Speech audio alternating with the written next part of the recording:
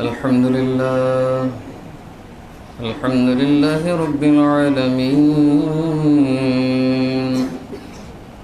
والصلاة والسلام على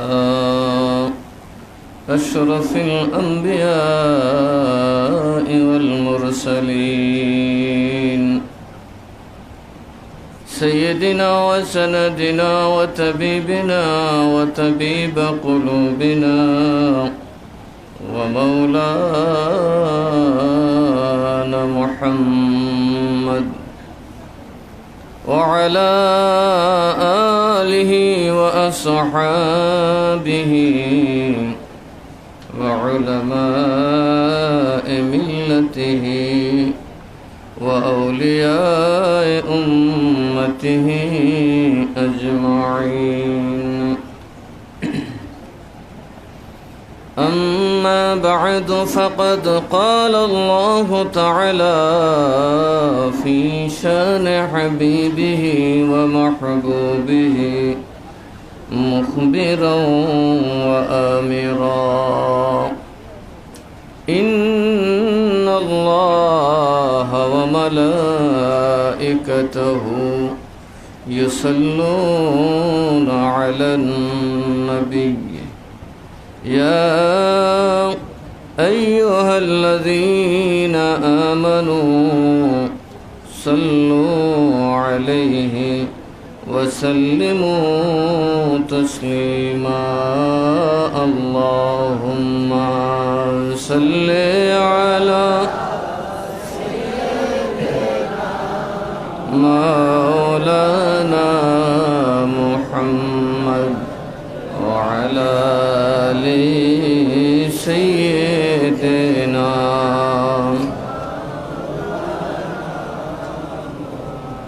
দিবানিশি মনরে আমার আর দিও না যন্ত্রণা, দিবানিশি মনরে আমার আর দিও না যন্ত্রণা। ধনে যদি হইতাম ধনী, ধনে যদি হইতাম ধনী, যাইতাম সোনার মদিনা। আল্লাহুম্মা সাল্লি আলা সাইয়্যিদিনা মাওলানা মুহাম্মদ ওয়া আলা আলি সাইয়্যিদিনা। সালাতুন ইয়া রাসূলাল্লাহ আলাইকুম সালামুন ইয়া লা ইলাহা ইল্লাল্লাহ লা ইলাহা লা ইলাহা ইল্লাল্লাহ। দূরে মদিনা আমরা কেমনে যাব জানি না, বহু দূরে মদিনা আমরা কেমনে যাব জানি না।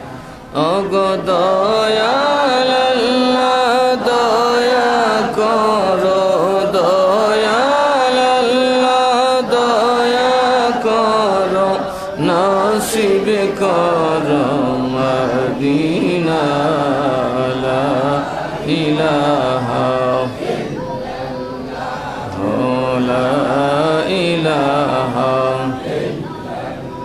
লা ইলাহা ইল্লাল্লাহ মুহাম্মাদুর রাসূলুল্লাহ সাল্লাল্লাহু আলাইহি ওয়াসাল্লাম। أعوذ بالله من الشيطان الرجيم. بسم الله الرحمن الرحيم. يا أيها الذين آمنوا لا تحرموا طيبات ما أحل الله لكم ولا تعتدوا إن الله لا يحب المعتدين.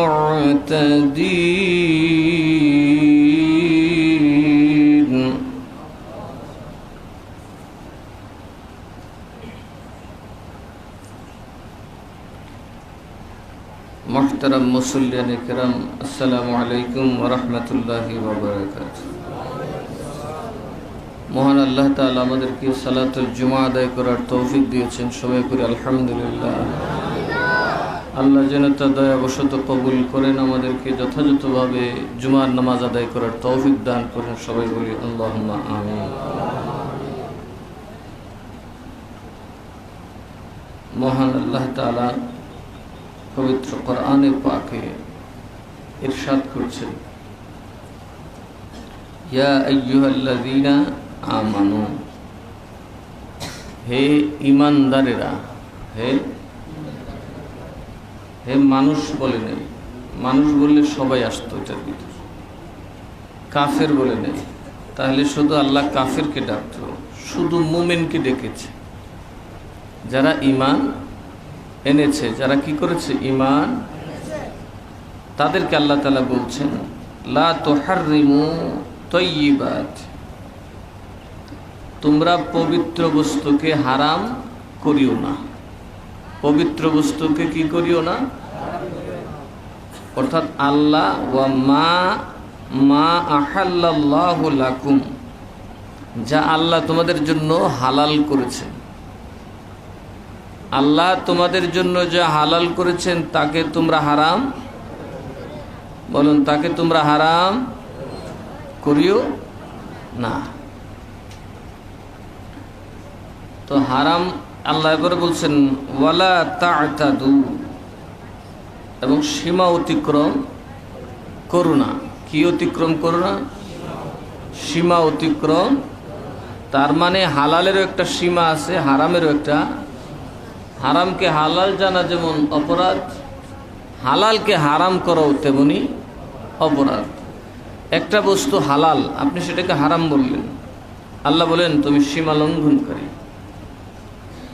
আবার একটা হারামকে আপনি হালাল বললেন, সেটাও কি সীমা লঙ্ঘন। এই জন্য আল্লাহ তাআলা হালাল এবং হারাম, বৈধ এবং অবৈধ, দুইটারই একটা নির্দিষ্ট সীমা দিয়েছে, একটা হদ আল্লাহ তাআলা দিয়ে রেখেছেন। এই আয়াত কারিমা নাজিল হওয়ার কারণ আল্লাহ তাআলা এরপরে বলেন ইন্নাল্লাহা লা ইউহিব্বুল মু'তাদিন, আল্লাহ কখনোই সীমা অতিক্রমকারীকে ভালোবাসেন না, ভালোবাসতে পারেন না, ভালোবাসবেন না। যারা সীমা লঙ্ঘন করে তাদেরকে আল্লাহ কি করবেন না।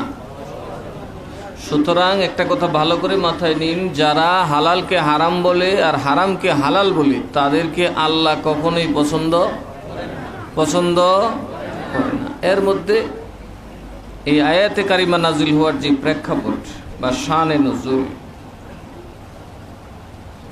সাহাবায়ে কেরামের একটা দল আল্লাহ নবী সাল্লাল্লাহু আলাইহি সাল্লাম দ্বীনের ত্যাগের উপর ওয়াজ শুনে তারা এতটাই উৎসাহী হলেন যে তারা একটা শপথ করলেন।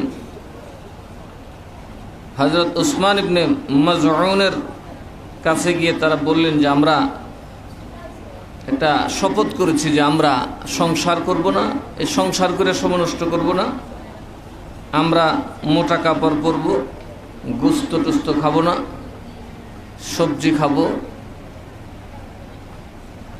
আমরা বিয়ে শাদী করব না, রাতে ঘুমাবো না, দিনে ইবাদত করব, রাতে ইবাদত করব, দিনে রোজা রাখবো, রাতে ইবাদত করব, কিন্তু আমরা বিয়ে শাদী করব না, আমরা গোস্ত মাংস খাবো না, এগুলো আমাদের জন্য আমরা হারাম করে দিয়েছি। এই খবর যখন আল্লাহ রসুল পাকের কাছে গেল, তখন আল্লাহ তাআলা এই আয়াত নাজিল করছেন যে হালাল আর হারাম করার তোমরা কে। কথা বুঝতে পেরেছেন? এখানে এই কথাই বুঝাইছে হালাল এবং হারাম আমরা করার অধিকার, আমরা কোনো কিছু আমাদের জন্য হারাম করতে পারি না। আমার খাওয়ার সামর্থ্য আছে, খাওয়ার ইচ্ছা আছে, আমি খাবো না কেন? আল্লাহ যা হালাল করছেন ইবাদত করতে গিয়ে সব খাওয়া যায়, সব বরকতময়। সব কি? অনেকে মনে করেন আমি সবজি খাবো, এতে করে কি হবে? আমার ইবাদত পুক্ত হবে, গোস্ত খাবো না। আল্লাহকে তোর এই মাত বরি দিল কেটা? সামর্থ্য না থাকলে যা মোছা টাকা, সামর্থ্য থাকলেও তোমার দিলে যা চায়, আমি যে হালাল করেছি সব তুমি খেতে পারো। এতে বোঝা যায় আল্লাহ তাআলা স্বেচ্ছায় আমরা যদি আমাদের কোনো হালালকে হারাম করি সেটা আল্লাহ সহ্য করবেন না, এটা সীমালঙ্ঘন হবে, এটা আল্লাহর সাথে বাড়াবাড়ি হবে। এই প্রসঙ্গেই মূলত এই আয়াতে কারিমা নাজিল হয়েছে। কারণ ওনাদের কথা ও দুনিয়া বিরাগী হয়ে যাবে আর কি করে, গাঠি কান্দে লইব, বউ বাচ্চা সারবো, সব ছেড়ে দিয়ে একদম সোজা দিনের খেদমতে লিখেছিল। আল্লাহ এটাকে কি করেছেন? নিষেধ করেছেন। কি করেছেন? যা আল্লাহ হালাল করেছেন তা দিনের দাওয়াত দেওয়া অবস্থাও বৈধ আছে, ঠিক না? স্ত্রীর সাথে শয়ন করবেন না, এটা তো আল্লাহ নির্দিষ্ট সময়ের জন্য বলে দিয়েছেন। বাকি সময় আপনি আবার হারাম করার কি? আপনার হারাম করার কোনো সুযোগ নেই। এখন মনে করেন ইতিকাফ অবস্থায় নিষিদ্ধ, আপনি তবলিগ করেন, সারা বছরই মসজিদে থাকেন, আপনি যদি কোন আমিও যাইতাম না, তাইলে আপনি বাড়াবাড়ি করলেন না? কথা বলেন, ঠিক না? আপনার জন্য তো এটা এজাজত নাই, অথচ আপনি করলেন আমি যখন দিনের তাবলিগে বার হয়েছি আমিও মসজিদে থাকুম, আর বউয়ের কাছে যাইতামই না, গোস্ত খামো না, আমি শুধু শাকসবজি খামো, ওইগুলো আমার উপর হারাম করে দিলাম। এই কথা বললে আল্লাহর পছন্দের বান্দা হওয়া যাবে। দিনের যত বড় দায়ী আপনি হন, আল্লাহ বলেন ইন্নাল্লাহ লা ইউহিব্বুল মু'তাদিন, আল্লাহ সীমা লঙ্ঘনকারীকে পছন্দ। এর মধ্যে আরেকটা বিষয়, আমাদের ওলামায়ে কেরামের মধ্যেও একটা এই হালালকে হারাম, হারামকে হালাল করার একটা প্রবণতা আছে। এর মধ্যে একটা,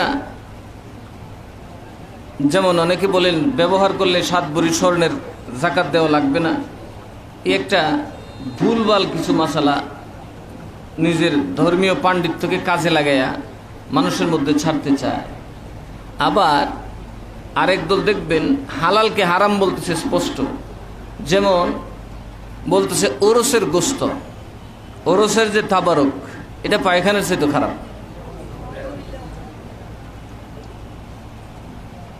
কিয়ামতের আগের দিন পর্যন্ত এদের কাছে দলিল থাকবে না।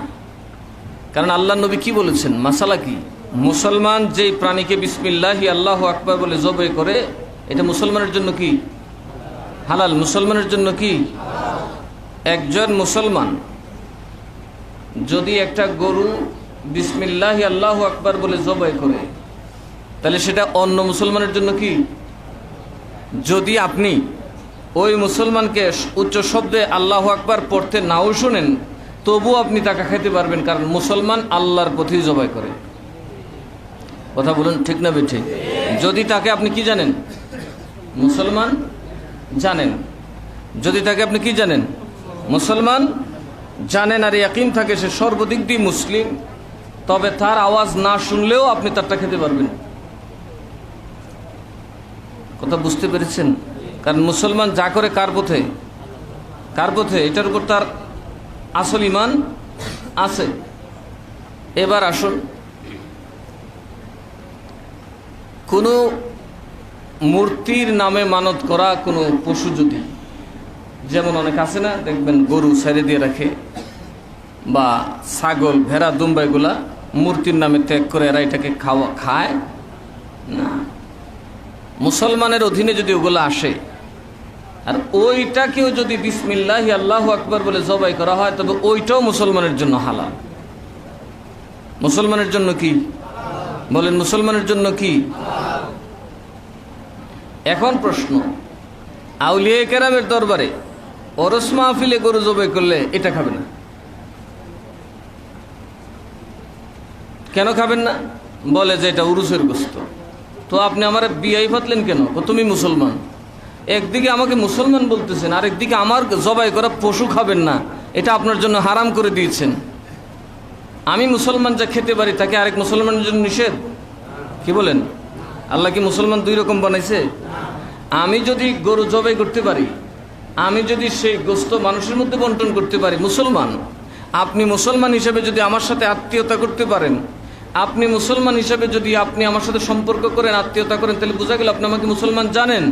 আর একজন মুসলমানের রান্না করা খাবার, জবে করা পশুকে আরেকজন মুসলমান কোনোভাবেই হারাম বলতে, বলেন হারাম বলতে। তাহলে দেখা গেল যারা ওরুসের মাংস, ওরুসের গোস্তকে, তবারুককে পায়খানা বলে, হারাম বলে, এরাও সীমা লঙ্ঘনকারীদের অন্তর্ভুক্ত। এরা কি ওরুস বা মিলাদের তবারককে হারাম কারা বলে? হিন্দুরা বলে? কারা বলে? এই মুসলমানদের নাম কি? ওয়াহাবি। কি মুসলিম?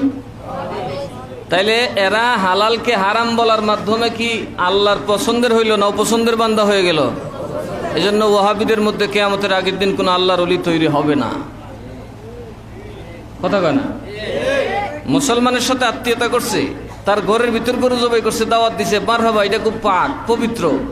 একই কারণে শুধু আউলিয়াদের দরবারে গিয়ে একই জেফতের আয়োজন করছে, শুধু আউলিয়াদের সাথে সম্পর্ক হওয়ার কারণে সে শিরিক বলে দিছে। কথা বলুন। অথচ আল্লাহ বলেছেন তোমরা আউলিয়াদের সাথে থাকো। আউলিয়ারা দুনিয়াতে থাকলেও তাদের সাথে রহমত থাকে, আউলিয়ারা কবরে গেলেও তাদের সাথে কি থাকে? রহমত থাকে। জীবিত অবস্থায় অলিদের কাছে গেলে যেমন রহমত পাওয়া যায়, কবরস্থ অলিদের কাছে গেলেও রহমত পাওয়া যায়। ইন্না রাহমাতাল্লাহি কারিবুম মিনাল মুহসিনিন। এটা কি জেতা মরার কথা বলছে আল্লাহ? আল্লাহর ওলি, আল্লাহওয়ালা মানুষ জীবিত অবস্থায় আল্লাহর রহমত ধারণ করে, ইন্তেকালের পরেও আল্লাহর রহমত ধারণ করে। আপনি জীবিত একজন আল্লাহওয়ালার কাছে গেলে যা পাবেন, কবরস্থ আল্লাহওয়ালার কাছে গেলে তাই পাবেন। কারণ আল্লাহ নিজেই বলছেন যারা আল্লাহর পথে শহীদ হয় অথবা আল্লাহর দ্বীনের কাজ করে মারা যায়, আল্লাহর রহমত অবারিত ধারায় তাদের সঙ্গে থাকে। সুতরাং আপনার রহমতের প্রয়োজন হলে আপনি আউলিয়াদের জিকির করুন, আপনি আউলিয়াদের স্মরণ করুন, আল্লাহর রহমত নাজিল হবে। আপনি রসুল পাকের উপর দরুদ পড়ুন, আপনার উপর আল্লাহর রহমত নাজিল হবে। ওয়ামা আরসালনাকা ইল্লা রাহমাতাল লিল। নবী তো নিজেই রহমত।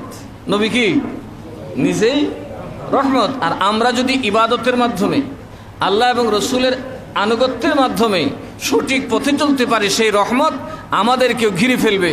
তখন আতরের দোকানদারের কাছে গেলে যেমন না কিনলেও আতর পাওয়া যায়, তদ্রূপভাবে একজন আল্লাহওয়ালার কাছে গেলে আপনি নিজেও আল্লাহওয়ালা হয়ে যাবেন। এখন দেখা গেল যে ওনারা শুধু আউলিয়ার দরবারে কেন গরু টানলি? ঠিক না কথাটা? তো আউলিয়ার দরবারে কি আমরা পেট নিয়ে গেছি না, খামো না? কি বলেন? নাকি এখানে উপাস থাকুন যাবো? এখন আউলিয়ার দরবারে আমরা গেছি, এখানে আমরা দীর্ঘ সময় জিকির আজকার করব, অথবা দিনব্যাপী আমাদের সেখানে মাহফিল চলবে, আমরা লম্বা সময় আউলিয়ার দরগায় বা ওখানে অবস্থান করব, তো আমাদের পেট চালাবে কে? তখন আল্লাহর নবীর যেটা পছন্দের কাজ, ইসলামে সবচেয়ে উত্তম কাজের একটা হলো, সর্বোত্তম কাজের একটা হলো খানা খাওয়ানো। মানুষকে কি খাওয়ানো? বলুন কি খাওয়ানো? তো সামর্থ্য থাকলে কোনটা খাওয়াইতেন? খারাপটা না ভালোটা? বলুন খারাপ না ভালো? তাইলে গরুর গোস্তের চাইতে ভালো আর আছে খাও? সুতরাং আমরা আউলিয়ার দরবারে যাব, আউলিয়ার দরবারে গেলাম, কিছু নেক আমল করলাম, তার সাথে ইসলামের সবচেয়ে বড় কাজ, ভালো কাজ, যেটা নবীজি সবচেয়ে বেশি পছন্দ করতেন, আউলিয়ারা যেটাকে সবচেয়ে বেশি পছন্দ করতেন, আমরা গরু জবাই করলাম, দেদারসে খাও। যে চিনে তারাও খাও, যে না চিনো তারাও খাও। ঠিক না বেঠি? ওরসে তো এটাই হয়। আমরাও খাইলাম, দেশ দোষ খাইলো, গীতি গোষ্ঠী আছে, সবাই খাও। এতে করে কি ভ্রাতৃত্ব কমে না বাড়ে? বলেন ভ্রাতৃত্ব বাড়ে না কমে? এই যে তবরুক, এই জন্য এটাকে বরকতপূর্ণ বলা হয়, কারণ এটা সম্পূর্ণ আল্লাহর ওয়াস্তে। আল্লাহর ওয়াস্তে কিনা? নাকি এখানে কিছু দেয় কিছু চাপায় রাখে? কি বলেন? রাখে না। এটা মানুষ বিলিয়ে দেওয়ার জন্য করে, জনসাধারণকে নির্দ্বিধায় সকল মুসলিমের মধ্যে আপ্যায়ন করার জন্য ব্যবস্থা করা হয়। নবীজি বলেছেন তুতইমুত তাআম আইউল ইসলাম আফজল, নবী ইসলামের মধ্যে কোন কাজটা উত্তম? নবী বলেন খানা খাওয়াও। কি খাওয়াও? মানুষকে খাওয়াও। খাওয়াইলে আল্লাহ তোমার ইজ্জতও বাড়াইবো, হায়াতও বাড়াইবো, দৌলতও বাড়াইবো। আর এখন মানুষে খাওয়াইবো কি? এই মোল্লার ফতোয়া শুনে মা বাপরে বাদ দে না। মাদ্রাসায় দিবেন, কিন্তু খাওয়ানোর কথা যদি মাদ্রাসায় দিলে খাওয়ানোর অভাব পুরা হইতো, তাহলে কি রসুল খাওয়ানোর কথা বলতেন? আমাদের বর পিসাব আল্লাহর কাছে দোয়া করলেন, আল্লাহ আমার মনে বড় চায় আমি তো খালি দুনিয়ার মানুষের খাওয়াইতাম। কি করতাম?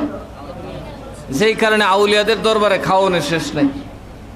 কারণ আউলিয়াদের দরবারে কখনো জমা করা হয় না। তারা কি করেন? আসতেছে আর খাইতেছে। দেখবেন সব দরগার মধ্যে লঙ্গরখানা আছে, আছে না নাই? আইতেছে আর। তাহলে যারা এই আমার সাথে বা মুমিনের সাথে, সুন্নিদের সাথে তারা আত্মীয়তা করতে পারলেন, তাদের পেছনে একতা করতে পারলেন, একসাথে মসজিদে নামাজ পড়তে পারলেন, কিন্তু ওরসের গুস্ত খাবে না। আছে না এরকম? কেন? কয়টা তো হারাম। তো আপনি এটা আপনার জন্য হারাম করলেন কেন? আল্লাহ বলেন যারা হালালকে হারাম করে তারা সীমা লঙ্ঘনকারী। তারা কি? তাদের জুব্বা, তাদের পাঞ্জাবি, তাদের টুপি যত বড়ই হোক না কেন, তারা আল্লাহর ওলি হতে পারবে না। কারণ তারা হালালকে, বলুন হালালকে, বলুন আপনারা আজ পর্যন্ত যে উরুসে গেছেন, কেউ কি আল্লাহ ছাড়া কারো নামে জবে করে না? এই ধরনের আকীদা কোনো মুসলমানের আছে? থাকলে সে মুসলমান থাকবে? থাকবে না। যদি কেউ গায়রুল্লাহর নামে জবে করে তো সে মুসলমানই থাকবে না, সে নিজেকে মুসলমানই দাবি করতে পারবে না। আরেকজন মুসলমান যখন জবে করে ওটা নির্দ্বিধায় খাওয়া যাবে, ঠিক না? ঠিক। কারণ ওটার মশলাও হালাল, ওটার সিস্টেমও হালাল, আমি খাবো না কেন? কিন্তু একজন মুশরিক যত বড় জুব্বা বেড়ে জব করুক, যত দামি একদম হরিণ জব করলেও খাওয়া, বলুন হরিণ জব করলেও খাওয়া যাবে। সুতরাং আপনি যাকে মুসলমান স্বীকৃতি দেবেন, যদি জানেন সে মুশরিক, তবে তার সাথে আপনার বৈবাহিক সম্পর্ক হারাম। যদি জানেন সে গায়রুল্লাহর নামে জবে করে, তার সাথে তো আপনি আত্মীয়তা করতে পারেন না।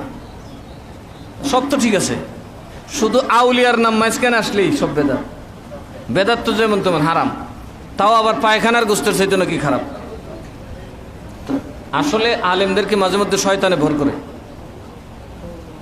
কিয়ামতের আগের দিনে কেউ ওরসের গোস্ত বা তবরুককে হারাম প্রমাণ করতে পারবে? অসম্ভব, এটা অসম্ভব। কারণ ওখানে আল্লাহর ছাড়া কারো নামে জবে করা হয় না। মূলত এটা করা হয় আউলিয়ার দরবারে মেহমানরা আসবে, বুজুর্গরা আসবে, তাদেরকে কিছু খাওয়াই দেওয়া। আর যেখানে নিঃস্বার্থে খাওয়ায় সেখানে আল্লাহর বরকত অবারিত ধারায় নাজিল হয়। তার একটা প্রমাণ আপনারা হাতে নাতে দেখবেন। আপনাদের জিহ্বাকে জিজ্ঞেস করবেন, জেফতের খানাও খাইবেন, বিয়া শাদির খানাও খাইবেন, দামি হোটেলের খানাও খাবেন, আর আল্লাহর ওয়াস্তে যারা মানুষকে খাওয়ানোর জন্য বিনা স্বার্থে জেফতের আয়োজন করে ওই খাবারটাও খাবেন। আপনারা কি মনে করেন বেশ কম আছে না নাই? জেফতটা খাওয়ানোর সাথে কোনো তুলনা আসেনি। বিবাহের তরকারিতে অনেক স্বার্থ আছে, উপঢৌকনের ব্যাপার আছে, মানুষ কম বেশি হওয়ার ব্যাপার আছে, বার্ডেন হওয়ার ব্যাপার আছে। কমলে বাণিজ্য যাইবে, ওই জন্য ঝালটা বাড়াই দিস, মিডিয়া করে দিস, ঠিক না কথাটা? নাহলে আবার বাণিজ্য যাইব।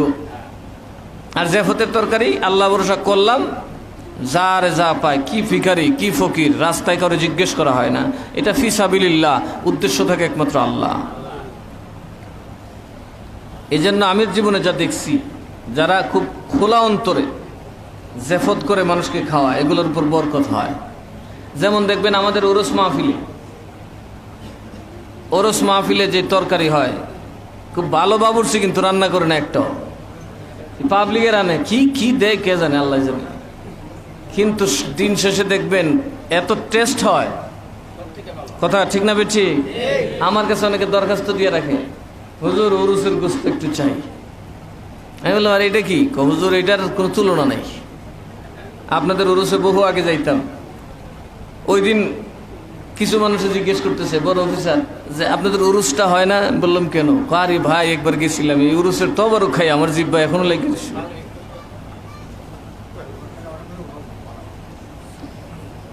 কারণ এটা তো নূর নালা নূর, আউলিয়ার দরবার, তার মধ্যে আবার খোলা অন্তর। আর আউলিয়ার দরবারে তো রহমত আছে, আছে না নাই?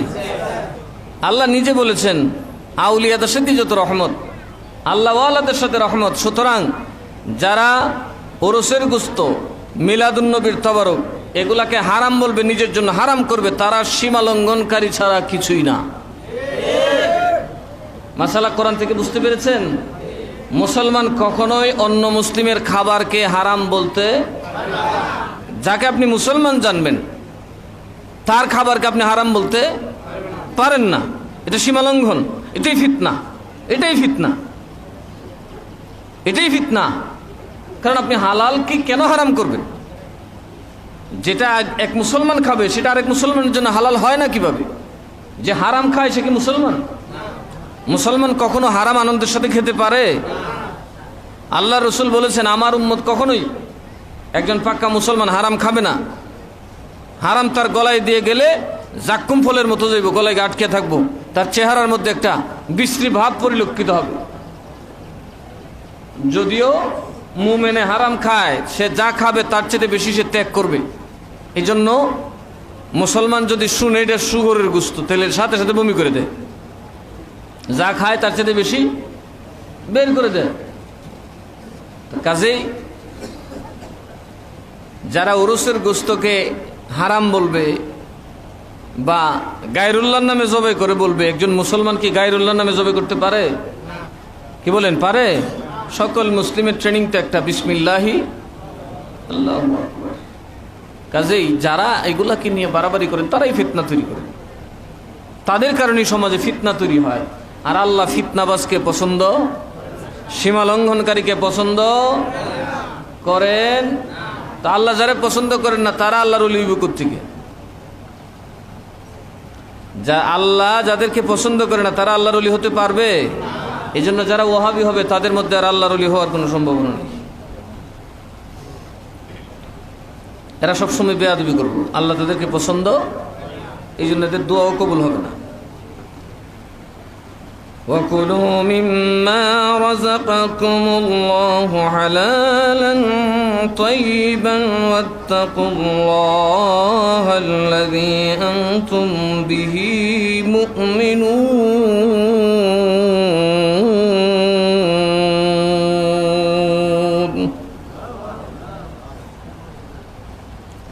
আর আল্লাহ যা হালাল করছে এটা তোমরা খাও। সুবহানাল্লাহ। আল্লাহ যেটা পবিত্র এবং হালাল করছে তোমাদের জন্য, এটা কি করবা? খাইবা। এটা কি করবা? কথা কয় না, এটা কি করবা? খাইবো। এখানে দুইটা কথা আল্লাহ বলছেন, হালালান তয়্যিবা। হালালান, হালালের অনেকগুলোর নাম আছে, অনেকগুলোর নাম নাই, কিন্তু ওই হালালের সাথে যত তয়্যব পবিত্র বস্তু এগুলো হালালের মধ্যেই পড়ে। কিসের মধ্যে পড়ে? আচ্ছা, যেমন আমরা মাছ খাই, খাই কি খাই না? চিংড়ি মাছ খাই কিনা? কাঁকড়া খাননি কেউ? অথচ চিংড়ি আর কাঁকড়ার মশলা কিন্তু এক। মশলা কি? এগুলা মাছ না কি? স্পষ্টত মাছের সংজ্ঞাতেও চিংড়ি পড়ে না। এখন চিংড়ির ব্যাপারে কি রায় দেবেন? চিংড়ির গায়ে রক্ত আসেনি? চিংড়ি মাছ খুললে দেখেন রক্ত আসেনি? এই কাঁকড়া টাইনা টুনে দেখবেন রক্ত আছে? নাই। কিন্তু মাছের মধ্যে যদি চান্দা ফুটি হয় রক্ত কিছু আছে।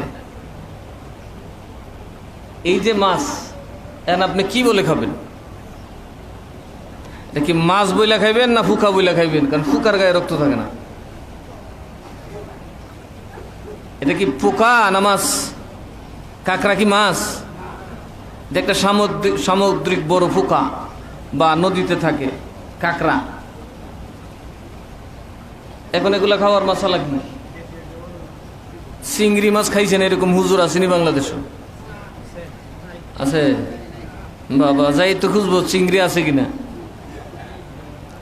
ইসা মাছ, এখন চিংড়ি এবং কাঁকড়ার মশলা কি সেম?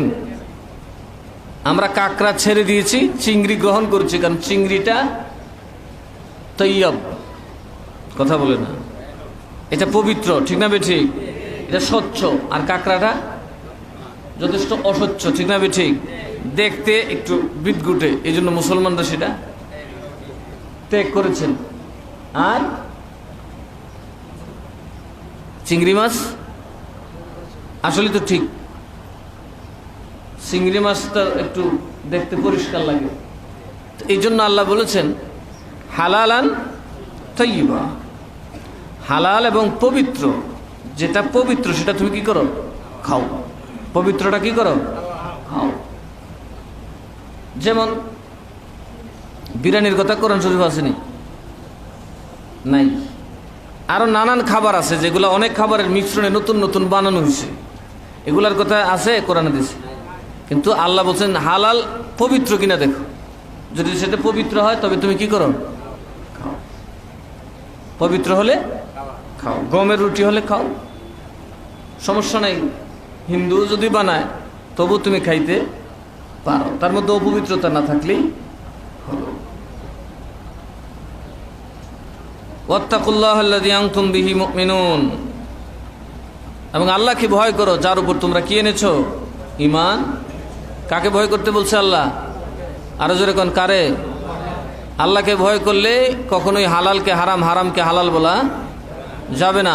সুতরাং বোঝা গেল যারা হালালকে হারাম বলে ওরসের গোস্তকে পায়খানার গোস্ত থেকে বেশি খারাপ জানে, মিলাদুন নবীর তবরককে পায়খানার চেয়ে খারাপ জানে, তারা কখনোই আল্লাহকে ভয় করতে পারে। আর যারা আল্লাহকে ভয় করে না তারা আল্লাহর ওলি হতে পারে। কারণ আলা ইন্না আউলিয়া আল্লাহ, এই আউলিয়াদের ব্যাপারে আল্লাহ ওয়াজ করে বলছেন যে এই জন্য যে তারা আল্লাহকে ভয় করে। ওলি হয় কেন? যারা আল্লাহকে ভয় করে, এই জন্যই তারা ওলি হয়। সুতরাং আল্লাহকে যারা ভয় করে না তারা হালালকে হারাম বলবে, যারা মিলাদুন নবীর তবরককে হারাম বলবে, যারা ওরসের ফাতেহার গোস্তকে হারাম বলবে, তারা আল্লাহকে ভয় করে না। সুতরাং তারা আল্লাহর ওলি হতে পারে, সুতরাং তাদের দুয়াও কবুল হতে পারে।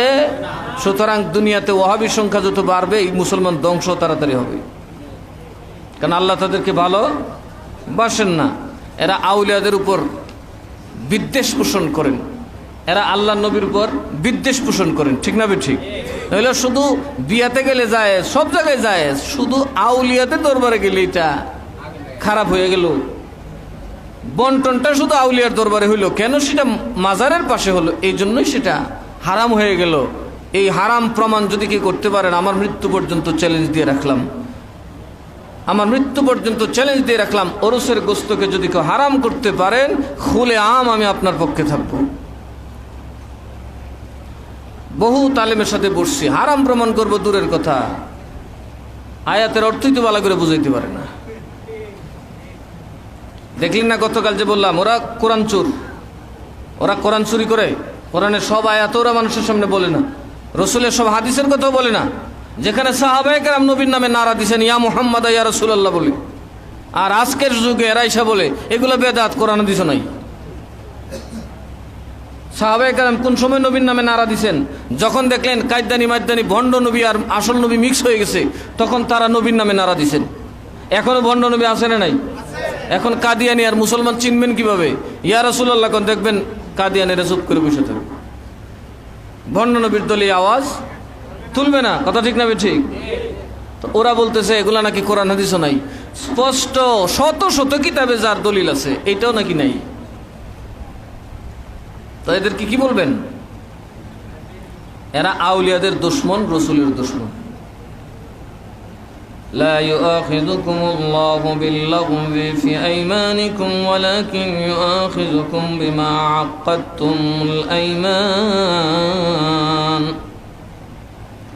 لا يؤاخذكم الله, আল্লাহ তোমাদেরকে পাকড়াও করবেন না, বিল্লাগwi ফি আইমানিকুম, তোমাদের উল্টা পাল্টা শপথের উপর, ভুল শপথের উপর। অর্থাৎ আপনি কইলেন তোর মাথার কসম, এটা কোনো কসম হইতে, বলুন, কসম হইতে পারে না। আপনি বললেন আমার ছেলের কসম, চাঁদের কসম, গাছের কসম, এগুলো কোনো কসম নাকি? সুতরাং এই ধরনের কসমে যদি কসম করেনও আর কসমের পরে উল্টা কাজও করেন, আপনার উপর কোনো শাস্তি বর্তাবে না, কোনো শাস্তি বর্তাবে না। আল্লাহ বলেন এই জন্য তোমাকে পাকড়াও করব না। ওয়ালাকিন ইউআখিযুকুম বিমা আক্কাদতুমুল আইমান, তবে যদি তোমরা সত্যকারের কসম করো, যেমন আল্লাহর নামে কিছু শপথ করো। কার নামে? মুসলমান কার নামে শপথ করবে? বলুন, কার নামে? আল্লাহর নামে যদি তোমরা শপথ করো যে ওয়াল্লাহি, আল্লাহর নামে শপথ করে বলছি, তবে ওই শপথ ভঙ্গ করা যাবে না। যদি ভঙ্গ করেন তাহলে আপনাকে কি দিতে হবে? জরিমানা দিতে হবে। কাফফারা মানে কি দিতে হবে? জরিমানা। যেমন আপনি বলেন আল্লাহর কসম করে বলছি তোর সাথে আমি আর অমুক কাজটা তো করে ফেলছেন, তখন কি দিতে হবে? কাফফারা দিতে হবে। কি দিতে হবে? আপনি বললেন বিবিকে আল্লাহর কসম করে বলছি তুই যদি আমার ঘরে ঢুকোস তুই তালাক। এরকম করে না জামাই? এখন বউ ঢুকলে কিন্তু তালাক একটা হয়ে যাবে। এখন রাত্রে যখন বুঝ হইছে, মাথা ঠান্ডা হয়েছে, বললেন বউরে আমি তো বুঝছি না, আয় ঢুকি, তখন আপনি কসম ভঙ্গ করলেন যে আমি কসম উঠাই নিলাম, তখন আপনাকে জরিমানা দিতে হবে। কি দিতে হবে? আল্লাহর কসম তোর ভাত আর খাইলাম না। বউয়ে কয় কি কয় না? তাইলে এই বউয়ের উপরে জরিমানা। যদি ভাত খাইলো না তো নাই, কসম রাখছে। আর যদি ভাত খাওয়ান লাগে তাহলে তাকে জরিমানা দিতে হবে, নাহলে সে গুনাহগার হবে। কি হবে? তার ঘর থেকে বরকত উঠে যাবে, রহমত উঠে যাবে। পীর সাহেবের তাবিজ দিলে কোনো লাভ হবে না। আমরা তো সংসারে কি করি ওইটার দিকে খেয়াল নাই, খালি দৌড়ি, তাবিজ আনলিনি কারবার হয়ে যাবে। তো তাবিজ তো আপনার স্বভাব, আপনার মধ্যে যদি ময়লা থাকে উজু করলে তো পাক হইবেন না। কি কন? আপনার ময়লা তো দূর করতে হবে। আপনি কোরআন সুন্নাহ মোতাবেক চলুন, আপনার তাবিজ লাগবে না, আপনি নিজেই তাবিজের বাপ হয়ে যাবেন, কিছু লাগবে না। আপনি ঘরে কোরআন শরীফ পড়ুন, এই মাসালাগুলো জানুন। অথচ আপনারা কাজ্জা লাগলে যেই কথা মানুষের মুখ দিয়ে, কুত্তার মুখ দিয়ে বেরিত না, মানুষের মুখ দিয়ে এগুলো বের হয়। যখন জামাইবো কাজ্জা করে, তাই বরকত থাকবো কই? পোলাপান কথা শুনবে কই? সুতরাং নিজেকে আগে ঈমান এবং ইসলামের গণ্ডিতে নিয়ে আসুন, আল্লাহ এবং রসুলের আনুগত্যে নিয়ে আসুন, দেখবেন সব ঠিক হয়ে যাবে। কারও সাহায্য লাগবে না, আল্লাহর রহমত সবসময় আপনার ঘরে থাকবে। সুতরাং যদি কেউ সঠিক কসম করে তাকে কি দিতে হবে? জরিমানা দিতে হবে। সেটা কি? ইতআমু আশারাতি মাসাকিনা মিন আওসাতি মা তুতঈমুনা আহলিকুম। তুমি তখন 10 জন মিসকিনকে খাওয়াবে, একবেলা খাওয়াবে। কয়জন মিসকিনকে? একবেলা খাওয়াবে। তোমার পরিবারকে যেভাবে ভালো খাওয়ান খাও তার মধ্যম পন্থায়, অর্থাৎ বাচ্চা কাচ্চার জন্য তো মানুষ একটু ভালো আয়োজন করে, ঠিক না? একেবারে অতি উত্তম না, অদম না, মধ্যম পন্থায় মধ্যম ধরনের কিছু খাবার তুমি কমপক্ষে 10 জন মিসকিনকে কি করতে হবে? 10 জন মিসকিনকে খাওয়াইতে হবে, একবেলা খাওয়াইতে হবে।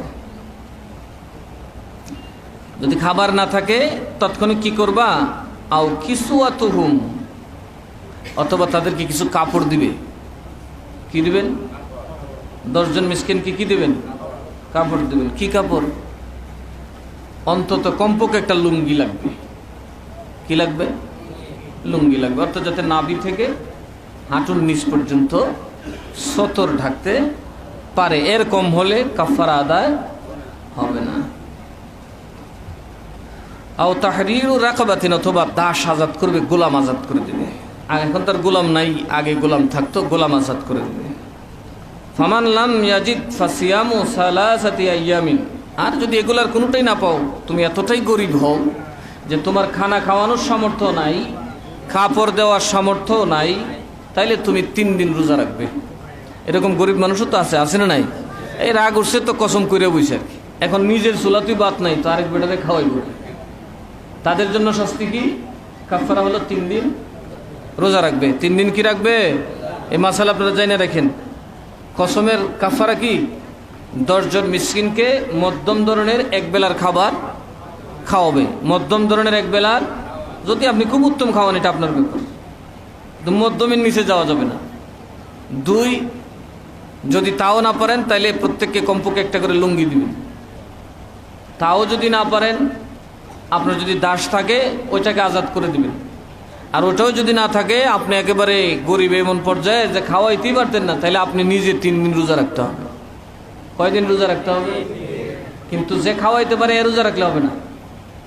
আওলা উত্তম হলো খাওয়ানো, যেহেতু এটা ফার্স্ট আসছে, প্রথম যেটা আসছে এটা সবার উত্তম। সুতরাং সামর্থ্য থাকলে সবার উত্তম হচ্ছে খানাটা খাওয়ানো, এরপরেরটা হচ্ছে কাপড় দেওয়া, এরপরেরটা হচ্ছে দাস আজাদ করা, এরপরেরটা হচ্ছে আপনি 3 দিন কি রাখবেন? যার যার বউ জামাইরে বলে দিবেন যে কসম করলে বুঝা সুজা করি।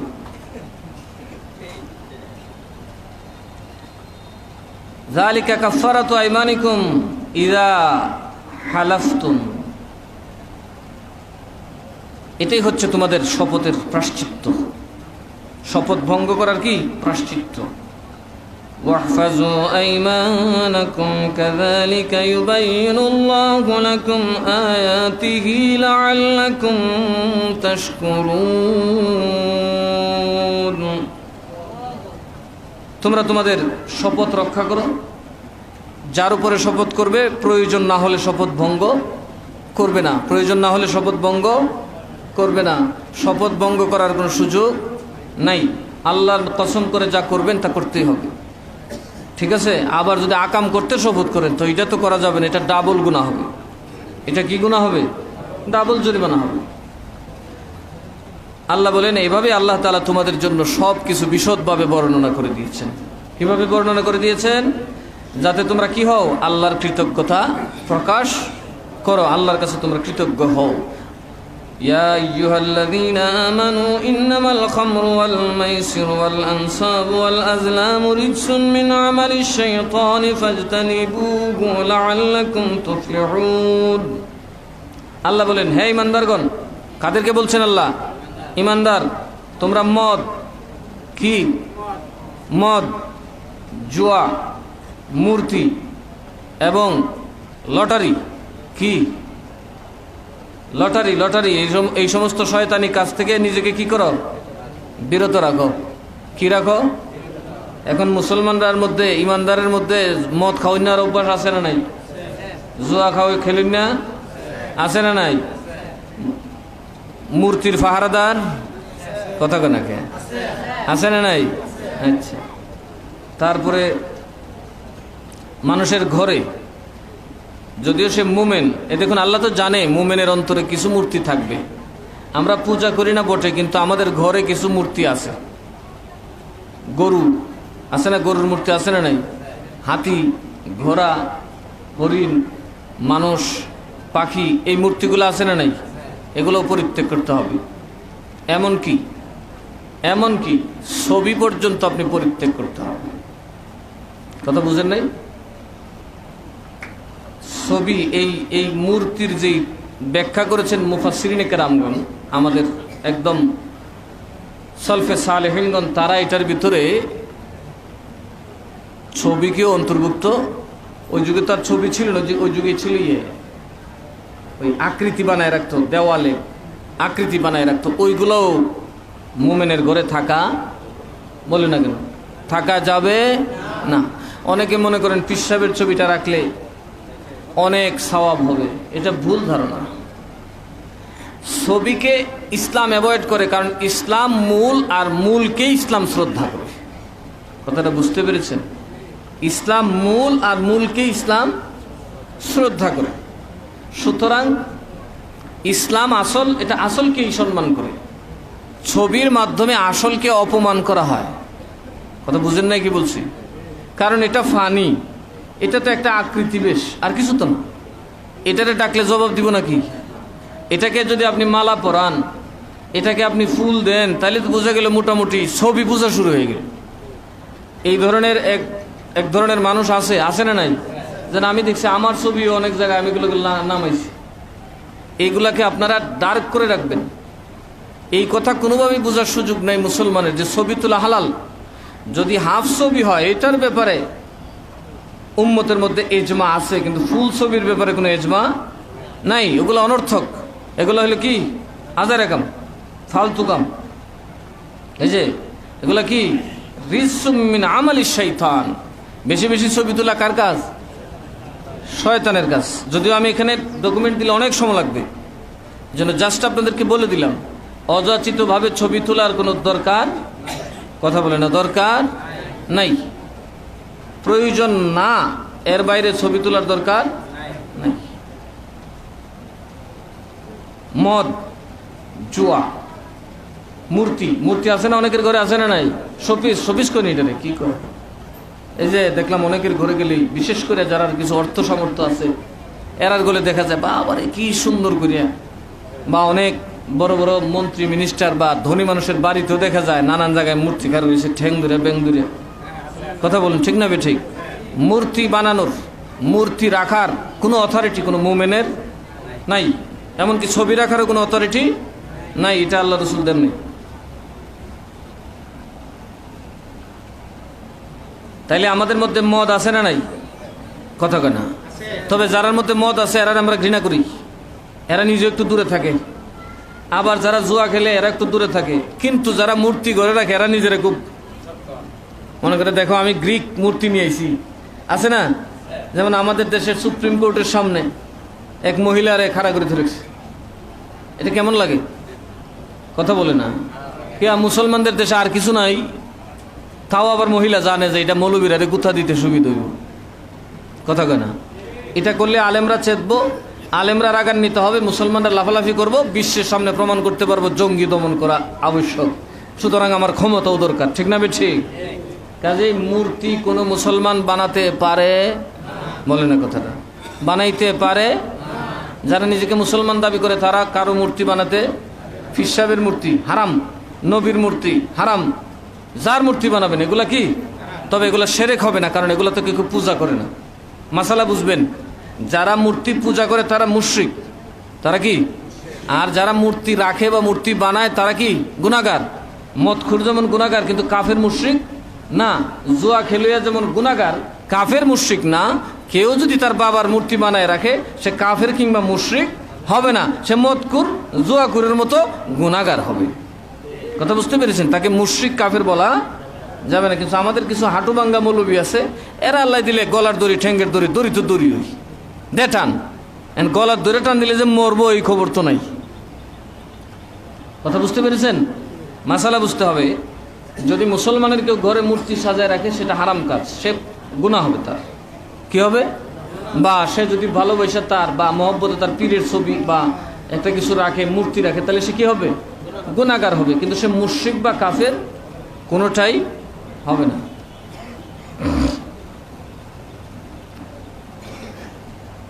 সুতরাং এগুলা করার কোনো সুযোগ নাই। এগুলা কার কাজ? যখন আপনি জুয়া খেলবেন বুঝবেন আপনি শয়তানের দলে ঢুকছেন। এগুলা কার আমল? শয়তানের আমল। কার আমল? শয়তানের আমল। এই জন্য এগুলা থেকে যদি তুমি সফল কাম হতে চাও, যদি তুমি দুনিয়া আখেরাতে কল্যাণ পেতে চাও, তবে তোমাকে জুয়া থেকে, মদ থেকে, মূর্তি থেকে এবং লটারি মটারি এগুলোর থেকে তোমাকে কি করতে হবে?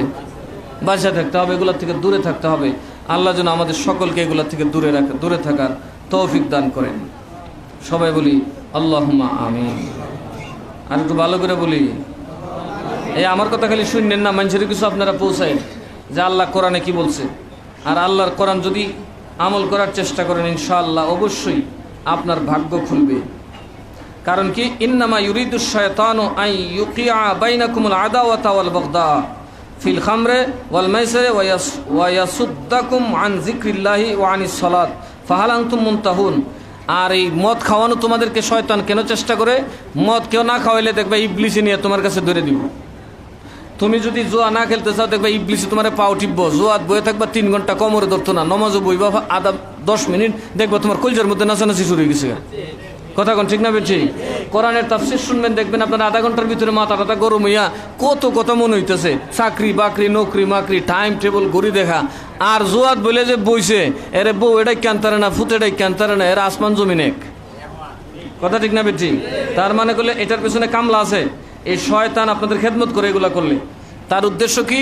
মদ এবং জুয়ার মাধ্যমে আপনাদের মধ্যে পরস্পর বিরোধ তৈরি করবে, মানুষে মানুষে বিদ্বেষ ঘটাবে, যাতে করে মোমেনের ঝগড়া ফাসাদ লেগেই থাকে। দেখবেন বেশিরভাগ হত্যা এবং খুন হয় এই জুয়ার আসরে, নয়তো মদের আসরে।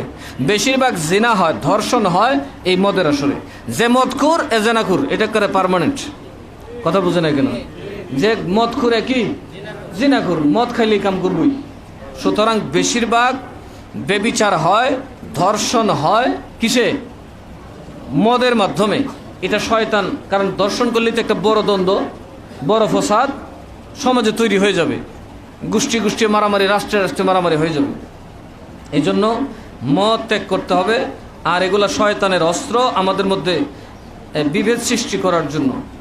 এবং আরেকটা কাজ কি? ওয়াসুদ্দুকুম আন যিকরিল্লাহ, এবং আল্লাহর জিকির থেকে তোমাকে গাফিল করে দেবে, সরিয়ে দেবে, এবং নামাজ থেকে সরিয়ে দেবে।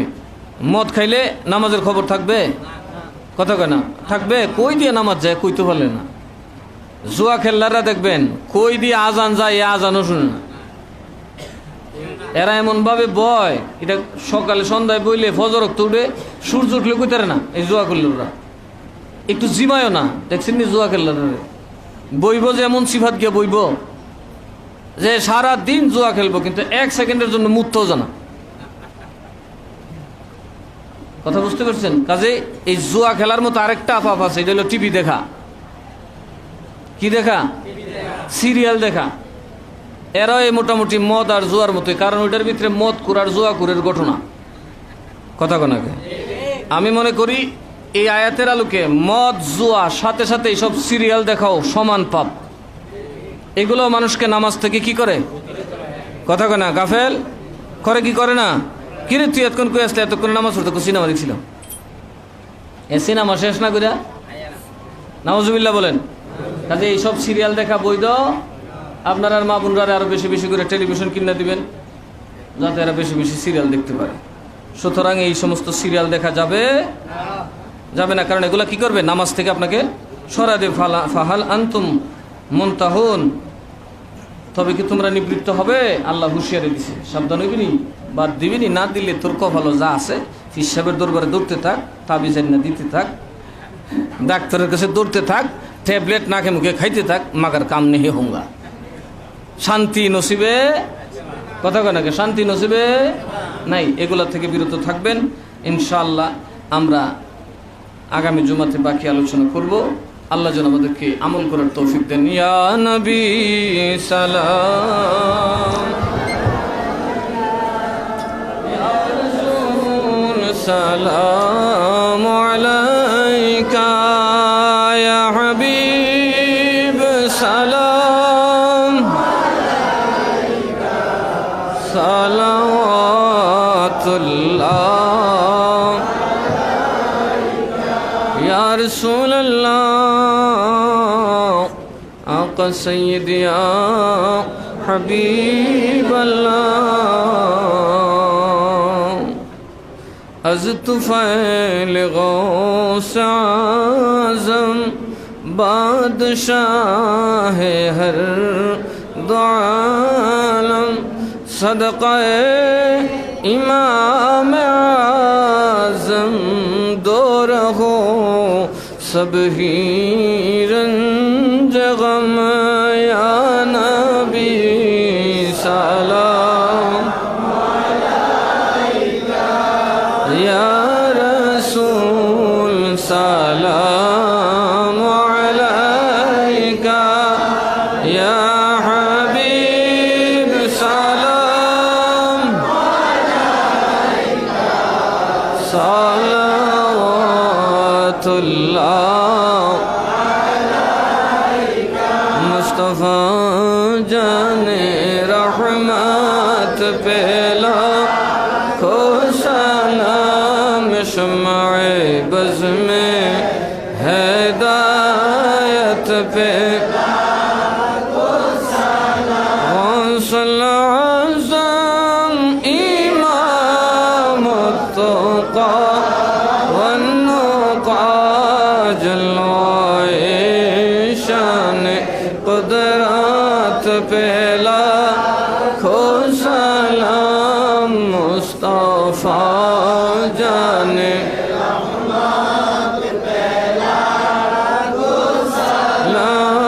शम्अ बज़्म हिदायत पे। सबाई कथा